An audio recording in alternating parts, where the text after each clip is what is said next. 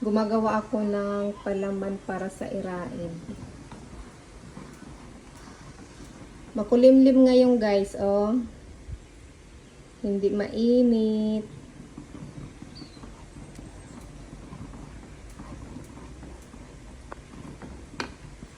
Nung gumawa ako?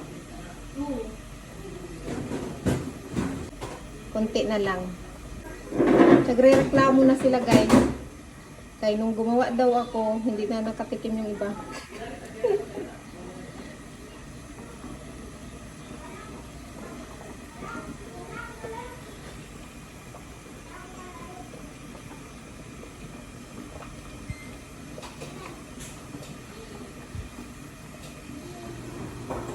Ready to balot. Niluluto ko lang to yung gata. Kasi gata to.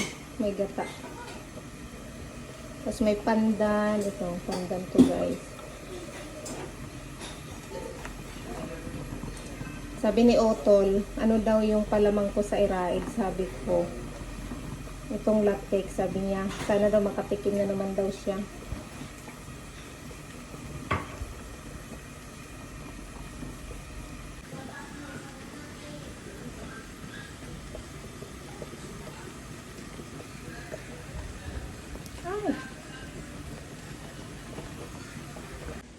Miming, huwag ka dyan. Gumagawa ko ng iraid, guys.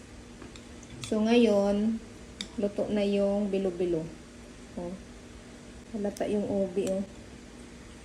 Nagpurpol talaga siya. Natupad na rin yung hiling ko.